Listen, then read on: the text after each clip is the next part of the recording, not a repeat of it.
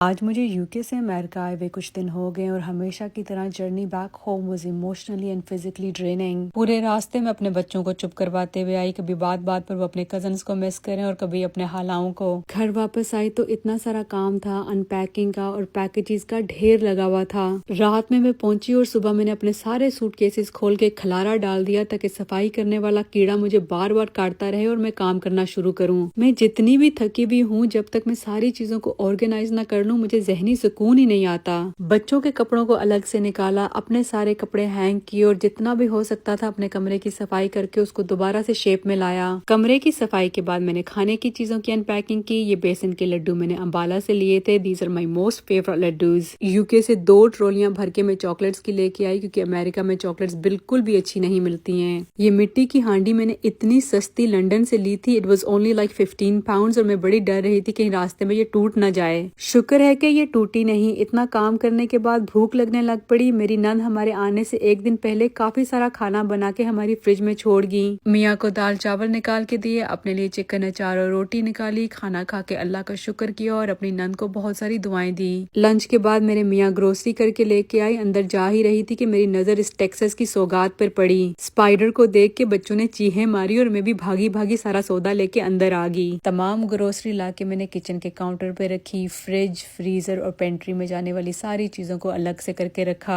UK जाने से पहले अपना पूरा किचन एम्प्टी करके निकली थी। घर पर कोई भी खाने की चीजें नहीं पड़ी हुई थी, इसलिए बल्क में इतनी सारी ग्रोसरी की। प्याज को रखने से पहले हमेशा मैं उनके छिलके साफ करके रखती हूँ ताकि गर्मी में यह खराब ना हो जाएं। इस वक्त तक मैं इतनी थक चुकी थी कि बस दिल कर रहा था कि जमीन पर गिर जाऊं, लेकिन काम है कि खत्म होने का नाम ही नहीं ले रहा था। क्यूकमर, लेमन, जिंजर, पुदीना और सिनेमन स्टिक्स लेकर मैंने अपना डिटॉक्स वाटर बनाया। थोड़े से मैंने चिया सीड्स भी ऐड किए। पानी डाल के इसको फ्रिज में ओवरनाइट रख दूंगी और दूसरे दिन सुबह एम्प्टी स्टमक पीना शुरू करूंगी and I keep on drinking it through out the day. ये इन्फ्यूज ड्रिंक पीने से मेरी वाटर रिटेंशन काफी रिड्यूस होती है। ड्रिंक बनाने के बाद मैंने किचन की अच्छी तरह से एंटी बैक्टीरियल वाइप्स के साथ सफाई की। हम अपनी 2 बिल्लियों को पीछे छोड़ के गए थे और मैं बहुत कॉन्शियस थी कि वो किचन के काउंटर के ऊपर ना घूमती रही हो, इसलिए मैंने किचन को पूरी तरह से जर्म फ्री किया। घर की सफाई करने के बाद मुझे थोड़ा सा सुकून आया। अपने लिए और मियाँ के लिए चाय बनाई और फिर तन्हा बैठ के अपने बहन भाइयों को बहुत याद किया।